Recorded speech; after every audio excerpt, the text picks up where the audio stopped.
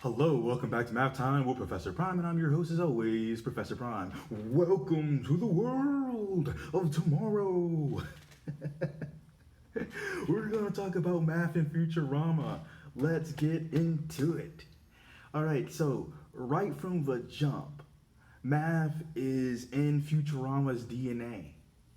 Futurama had a bunch of highly educated writers, and some of them were absolutely mathematicians. And with Futurama, its humor is nuanced, and they use highbrow humor, lowbrow humor, and so many math and science jokes. So, just again, right from the jump, you can't get around talking about Futurama without math. There's so many good jokes that they have like on the surface and just like kind of in the background. And I look forward to talking about Futurama, how math plays a big role in it, and not just within the specific math jokes, but just how it handles its comedy. And I want to talk about not just all that, but all the other things like the animation, how they build up a story, because there's math in all of it. And I look forward to this one. I really do. And I hope you have fun with it. And to be fair, I look forward to all my videos, but this one, it's been on my mind for a while, and I think it's time.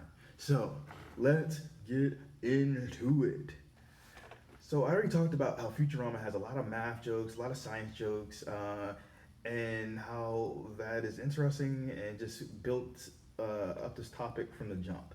But back to the writers, a lot of them, again, are highly educated. A lot of them are from that STEM world. There's a lot of math jokes, a lot of science jokes, a lot of computer science jokes, but there's a lot of cool ways that they compose a story, and each episode kind of has its formula. How they do it, because I'm trying to remember all of it, but I'll try to like kind of summarize them. So the idea is they'll have an index card with different outlines or different like plot points, and so it's a bit of an outline. They give that to writers. Writers discuss. Some staff writer writes up things. They get together with all the big people and they have a table read, and then from there, if there's anything to rewrite, they rewrite it. Then they hand it off to the animators. Voice acting starts, and they kind of go from there. And that's like the formula for each of the episodes. And I'm sure there's tweaks in there in between, but that's the general idea. And so it's so cool because Futurama, they've been so open about their creative process. So it's easy to like find some things on that, like if you go digging, and I think that's really cool. So that being said, they have that basic framework for how they make an episode and for how they tell a story in that episode, and just in general. I think that's interesting too, right? Because each episode is about 20 minutes, and so they got to tell the story that they want to tell in 20 minutes, and there is continuity in Futurama, so they have to consider how things are going to come back in the long haul. There were several times though that the series built things up and pretty much had a season finale. Like it happened several times, and I think there's something to be said about that, to like kind of conclude things in a somewhat final way while leaving it open ended. And while we're talking about it, Futurama is interesting, and for many reasons. It's been canceled several times, but it kept on coming back. So for right now, it seems like done, but who knows? You just never know with that show. But I do think it's interesting because like the first time it got canceled, it was gone for a while. But then Cartoon Network started airing reruns on Adult Swim, and it got good ratings. Numbers in that, math in that. And so it got good ratings, and eventually, uh, you know, they started. Sorry, thoughts. So they were doing really well, and eventually they came out with four movies over the course of several years, and eventually Comedy Central like took those movies, chopped them up a bit, and came out with a fifth season of the show, renewing it. Um, and it was kind of cool in a way because like if you hadn't seen those movies for one reason or another, you could watch the chopped up episodes where they kind of like split each of the movie into four episodes, and so it was 16 episodes for that season. And then after that, the show went on for a few more seasons. So it went on for 7 seasons total. It had the four movies, but again, like they got chopped up and ended up composing its own season. With that being said, we're not even remotely done with all the math that gets involved in Futurama because I talked about the story, I talked about the humor, talked about kind of how it's like spread out. But when you look at like the animation, there's so much that goes into animation, right? Because once the animation team gets a hold of the story and what they have to animate, like it gets very interesting because they storyboard things, right? They storyboard, and then in a lot of cases they'll create an animatic. Um, yes, that's it. I was trying to remember the term, but the idea is like it's kind of taking the storyboard idea or the storyboard. Oh my God, words! Why are they starting to fail me? But okay, so when the storyboard happens, you get like several panels. They could be up to like 100, if not more, right?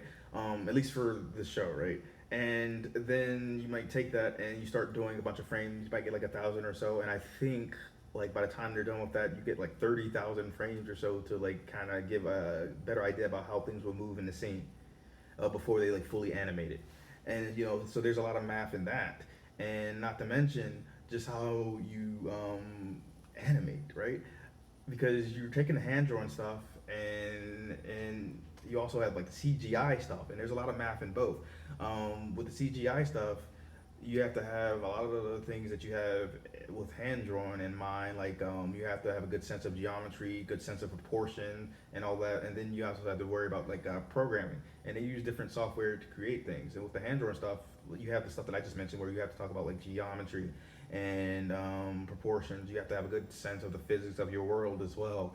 And then on top of that, like if you're considering how you animate by hand and then how things will get translated in the computer, you have to deal with frames, and you have to like consider the motion for each frame.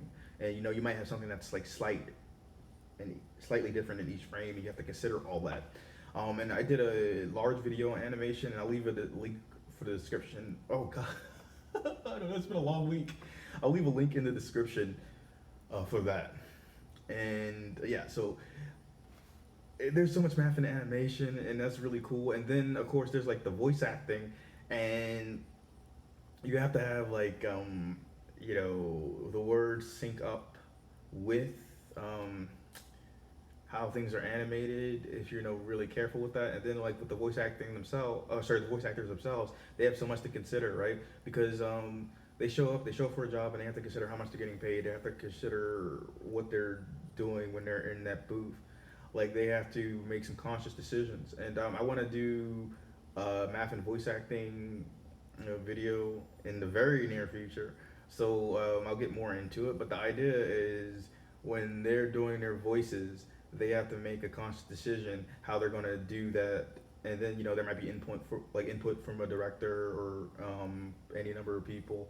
And the idea is that there's a lot of math in how that goes, right? Because there's a lot of math in the volume. There's a lot of math in the breath control. There's a lot of math in the timing, so you make sure everything like lines up. And then like some of these voice actors on Futurama in particular also voice different characters, so they have to be careful how they're doing that and making them distinct and unique, which is redundant, but you get the point. So there's a lot of math in all of that. And then of course, with a show like this, it was no doubt massively expensive, and so they would have had to consider, budget and staying within that, or if they had to go over, being able to justify that. And with words. With Futurama, it's it's an incredible show, and it was critically acclaimed, or is critically acclaimed. So I'm pretty sure that helped in the justification for the budget, and it ends up being its unique entity. And I can go on and on and on about that and about the show. So what I'll do before I close it out, though, I do want to talk about like the math and comedy. I've talked about that in several videos. I have a math and comedy video, and I've talked about it in some other videos too.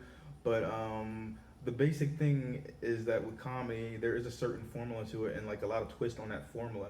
The way I view it is you have setup plus punchline equals joke, and there's so many things that come with that. You can get incredibly nuanced. You can get subversive if you want, and then there's different style of humor, right, or different styles of humor. Because yeah, you can go the audio route, but you could also have the visual route. You can have them working in tandem together. You can have written jokes as well. There are layers to it. Timing is always the thing with it. So yeah, there's a lot of math and comedy, and Futurama is definitely no exception to that. And I think they did an excellent job. And again, the math jokes. Oh, the math jokes. like I God, there's so many to remember. I think like a really funny one that sticks out to me. There, I think like one of Bender's things was that he had a nightmare that where he saw a two, and since he's a robot, there's the whole binary thing, and so I felt like that's a pretty good joke. But there's other ones too, and so I think that's pretty cool. There was like one about the Mobius strip. There was something about that in racing, and that was like pretty funny. Oh, and before we get out of here, I'd like to say like so the thing with math is I feel like there's math on a universal level, and there's math on an academic level and professional level, and that's what we normally see, and that's what we think of when we're thinking about math, and that's a small fraction of a larger whole. And there's a reason why I'm bringing this up though. So with that in mind, right? Like when we're talking about math, when we're doing math, basically we're trying to say something about the universe, and we can find some pretty cool ways to say things and how things are going out there, and we can use what we know about the universe to just do some incredible things. And with Futurama, as far as math in the academic sense, they created some new uses for it, like for a single episode. That's how hard they went. They created some new ways to use like math, and for the academic purposes, they created new math in that sense, and that's really cool, really hardcore. And God, there's so much that you could talk about with this show, and oh my God, I would feel absolutely awful if I didn't bring up one more thing with Futurama.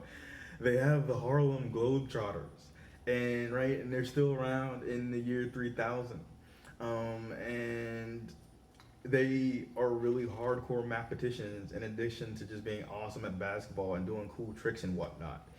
And I think that's really cool because like here's the thing, like if you look at some of the math they're doing in some of the episodes, they're dead on. I remember there was an episode that I was watching when I was in college, and they were doing some differential equations, and I happened to be in like differential equations at the time that I was watching that, and I thought that was so cool because I'm like, oh my God, that's spot on. They are legit doing differential equations in this episode. Like, it was so awesome. The Harlem Globetrotters went hard in Futurama, all right? And it was awesome. And I was absolutely here for it, or there for it, and I am absolutely here for it now. So, yeah, it's awesome.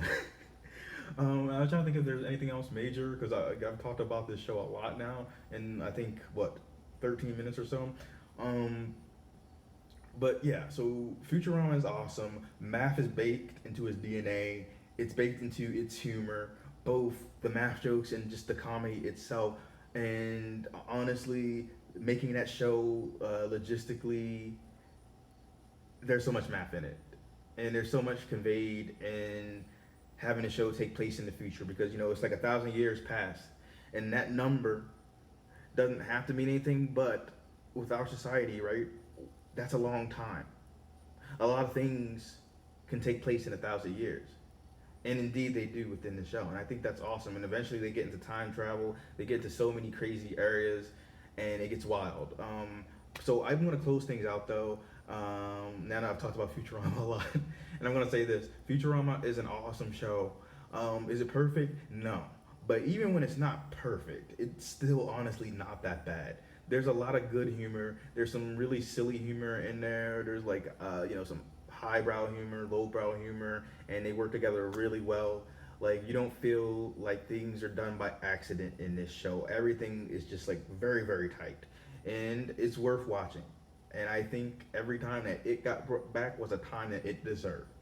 That being said, I'll see you in the next one. Professor Prime out. Yeah.